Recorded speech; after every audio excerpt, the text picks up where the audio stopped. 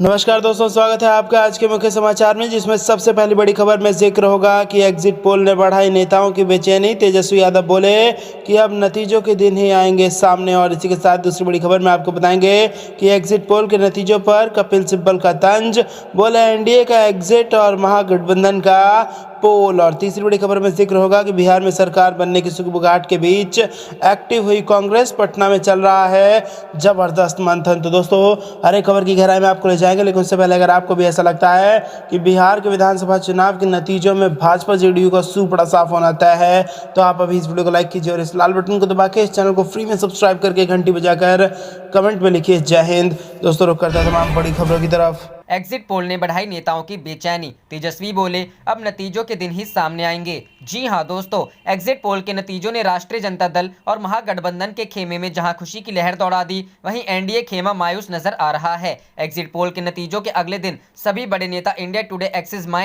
माई India exit poll के बाद अपने आकलन पर विचार करते नजर आए। आरजेडी गठबंधन अपनी जीत के प्रति आश्वस्त नजर आ रहा, तो वहीं एनडीए में एक बेचैनी देखी जा रही है। लेकिन इन सब के बीच आरजेडी और खासकर उसके नेता तेजस्वी यादव की परिपक्वता उनके हाव भाव के अलावा पार्टी को लेकर उनके निर्देशों में भी झलक रही है। तेजस्वी यादव ने रविवार को अपने उम्मीदवारों को यह निर्देश जारी कर दिए कि एग्जिट पोल के नतीजों पर खुशी मनाने की जरूरत नहीं है, ना ही जीतने के बाद विजय जुलूस की। जीत का उत्सव जनता को ही मनाने दें। एग्जिट पोल देर रात तक देखने के बाद उम्मीदों के विपरीत तेजस्वी यादव के सरकारी आवास के बाहर सन्नाटा पसरा रहा। बताया गया कि तेजस्वी आज कोई मुलाकात नहीं कर रहे हैं। शक्ति यादव और श्याम रजक सरीखे कई नेता जरूर लालू राबड़ी के आवास में गए, जहां तेजस्वी रहते हैं। हालांकि तेजस्वी के करीबी और उनकी टीम उनके साथ ही रही। तेजस्वी आज मीडिया से रूबरू हुए और कहा कि अब नतीजों के दिन ही मीडिया के सामने आएंगे। उधर नीतीश कुमार ने भी आज किसी नेता से मुलाकात नहीं की और खुद को सियासत से दूर ही रखा। सुबह से नीतीश कुमार अपने मित्रों से फोन पर बात करते रहे। बताया गया नीतीश कुमार अपने पुराने मित्रों से फोन पर हालचाल और कुशल क्षेम लेते रहे, लेकिन सियासी नेताओं से दूरी बनाकर रखी। रुक करते हैं अगली खबर की तरफ। एग्जिट पोल के नतीजों पर सिब्बल का तंज, बोले एनडीए का एग्जिट और महागठबंधन का पोल। जी हां दोस्तों, कांग्रेस पार्टी के वरिष्ठ नेता और पूर्व केंद्रीय मंत्री कपिल सिब्बल ने बिहार विधानसभा चुनाव को लेकर आए एग्जिट पोल के अनुमान पर एनडीए को घेरा है। उन्होंने ट्वीट करके कहा कि लगता है एनडीए का एग्जिट और महागठबंधन का poll. India Today Axis My India के एग्जिट पोल में इस बार महागठबंधन, एनडीए, एलजेपी और अन्य को सीटें मिलने का अनुमान है। वहीं अगला मुख्यमंत्री कौन सर्वे में तेजस्वी यादव 44%, नीतीश कुमार 35%, चिराग पासवान 7%, उपेंद्र कुशवाहा 4%, सुशील कुमार मोदी 3% और जीतन राम मांझी 1% को पसंद किया गया है। एग्जिट पोल के अनुसार किसे कितनी सीट? महागठबंधन को 139 से 161 सीटें, एनडीए को 69 से 91 सीटें, लोजपा को 3 से 5 सीटें, जीडीएसएफ को 3 से 5 सीटें और अन्य को 3 से 5 सीटें। एग्जिट पोल के नतीजे दिखाते हैं कि 43% महिला मतदाताओं ने महागठबंधन को वोट करना पसंद किया, जबकि 42% महिलाओं ने एनडीए को चुना। माना जाता है कि बिहार में नीतीश कुमार की लगातार चुनावी जीत के पीछे महिला वोटर का मौन समर्थन रहता आया है, लेकिन इस बार ऐसा लगता है कि बिहार चुनाव में नीतीश को महिला वोटर्स की नाराजगी झेलनी पड़ी है। हालांकि एग्जिट पोल ये भी दिखाता है कि एनडीए को पुरुषों से ज्यादा महिलाओं का समर्थन मिला है। सत्तारूढ़ गठबंधन एनडीए को 42% महिला वोटर्स और 37% पुरुष वोटर्स का समर्थन मिला है। रुक करते हैं अगली खबर की तरफ। बिहार में सरकार बनने की सुगबुगाहट के बीच एक्टिव हुई कांग्रेस, पटना में चल रहा मंथन। जी हां दोस्तों, बिहार में विधानसभा चुनाव संपन्न हो चुके हैं और अब सभी को 10 नवंबर को होने वाली मतगणना का इंतजार है। लेकिन चुनाव बाद हुए एग्जिट पोल सर्वे में महागठबंधन को बड़ी जीत मिलती दिखाई दे रही है। महागठबंधन में शामिल कांग्रेस भी एग्जिट पोल सर्वे पर गदगद दिखाई दे रही है और अभी से एक्टिव हो गई है। ज्यादातर एग्जिट पोल सर्वे में महागठबंधन को पूर्ण बहुमत का दावा किया गया है। इसके बाद कांग्रेस अध्यक्ष सोनिया गांधी ने कांग्रेस महासचिव रणदीप सिंह सुरजेवाला और अविनाश पांडे को बिहार का ऑब्जर्वर बनाया और दोनों नेता आज रविवार शाम पटना पहुंच रहे हैं। कांग्रेस के इन दोनों नेताओं की राज्य में विधानसभा चुनाव के नतीजों के बाद के घटनाक्रम पर केंद्रीय नेतृत्व और गठबंधन के साथी दलों के बीच समन्वय की जिम्मेदारी रहेगी। इसी बीच पटना स्थित कांग्रेस दफ्तर में समन्वय समिति की बैठक चल रही है, जिसमें पार्टी की बिहार यूनिट के तमाम सचिव, लोकल इंचार्ज और पदाधिकारी शामिल हैं। पार्टी में अंदरूनी समीक्षा बैठक चल रही है। आगे की रणनीति क्या होगी, इसको लेकर भी विचार विमर्श हो रहा है। इस बीच कांग्रेस के वरिष्ठ नेता और राजस्थान के स्वास्थ्य मंत्री डॉक्टर रघु शर्मा पटना पहुंच गए हैं। रघु शर्मा को पार्टी आलाकमान द्वारा उस राज्य में चुनाव बाद के संभावित परिदृश्यों के मद्देनजर बिहार में उपस्थित रहने कहा गया है। Madhya Pradesh by election result 2020। हार से डरकर भाजपा विधायकों को खरीदने में जुट गई है। कमलनाथ ने लगाए गंभीर आरोप। जी हां दोस्तों, मध्य प्रदेश उपचुनाव के परिणाम पर पूरे देश की नजर बनी हुई है। इसी बीच कांग्रेस ने भाजपा पर विधायकों की खरीद फरोख्त का आरोप लगाया है।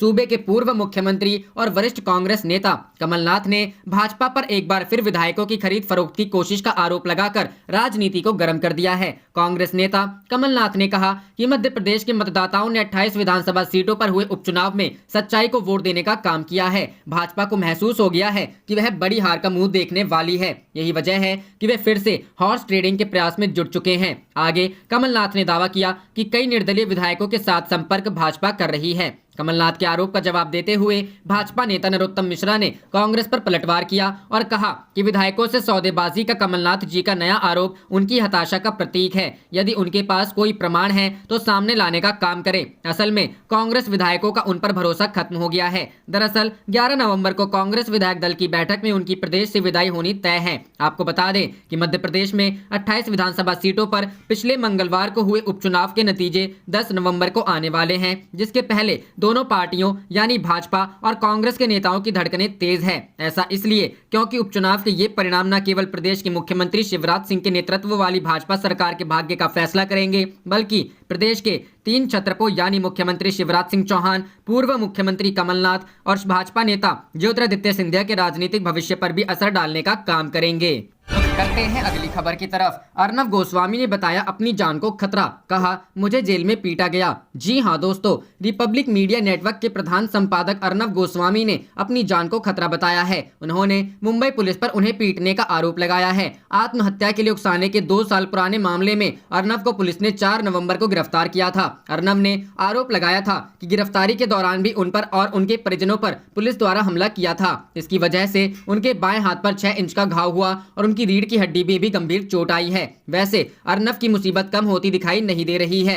बॉम्बे हाईकोर्ट से अर्नब गोस्वामी को शनिवार को भी जमानत नहीं मिल सकी। सभी पक्षों को सुनने के बाद बॉम्बे हाईकोर्ट ने फैसला सुरक्षित रख लिया। सुनवाई कर रही पीठ ने कहा कि वह उच्च न्यायालय के मुख्य न्यायाधीश से विचार विमर्श के बाद जल्द फैसला सुनाएगी। उच्च न्यायालय का कहना है कि इस बीच सभी पक्ष सत्र न्यायालय में जाने के लिए स्वतंत्र हैं। पीठ ने शनिवार को सुनवाई शुरू होने के बाद भी सभी पक्षों को चिताया था कि यदि आज बहस पूरी नहीं हुई तो यह मामला दिवाली की छुट्टियों के कारण 23 नवंबर तक अटक सकता है। हालांकि हाई कोर्ट में दिवाली की छुट्टियां सोमवार से शुरू हो रही हैं, लेकिन चूंकि बहस पूरी हो चुकी है इसलिए माना जा रहा है कि पीठ मुख्य न्यायाधीश से विमर्श करके दिवाली से पहले ही फैसला सुना देगी। उधर अलीबाग पुलिस ने सत्र न्यायालय में रायगढ़ मुख्य न्यायिक मजिस्ट्रेट के आदेश को चुनौती दी है, जिसमें अर्नब को 18 नवंबर तक न्यायिक हिरासत में भेजा गया है। इस मामले में भी सोमवार को सुनवाई होनी है। अर्नब के वकील उच्च न्यायालय में लगातार आरोप लगाते आ रहे हैं कि राज्य सरकार अपनी शक्तियों का दुरुपयोग कर रही है। वह अर्नब द्वारा सरकार की कमियां उजागर करने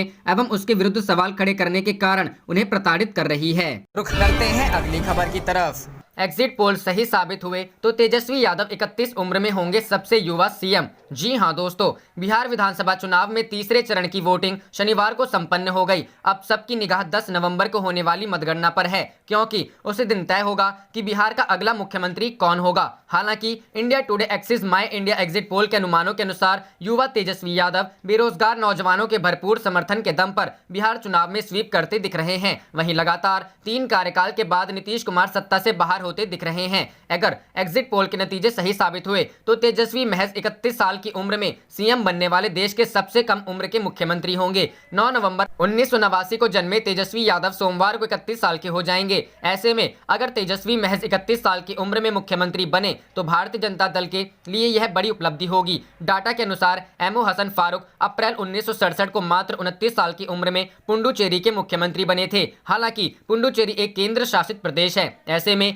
तेजस्वी यादव अगर बिहार के मुख्यमंत्री बने तो वो किसी भी राज्य के सबसे युवा मुख्यमंत्री होंगे। बिहार में इससे पहले सतीश प्रसाद सिंह सबसे कम उम्र में मुख्यमंत्री बने थे। उन्होंने महज 32 साल की उम्र में जनवरी 1968 को सीएम पद की जिम्मेदारी संभाली थी। उनके बाद जगन्नाथ मिश्रा का नंबर आता है। वे 38 साल की उम्र में अप्रैल 1975 में बिहार के मुख्यमंत्री बने थे।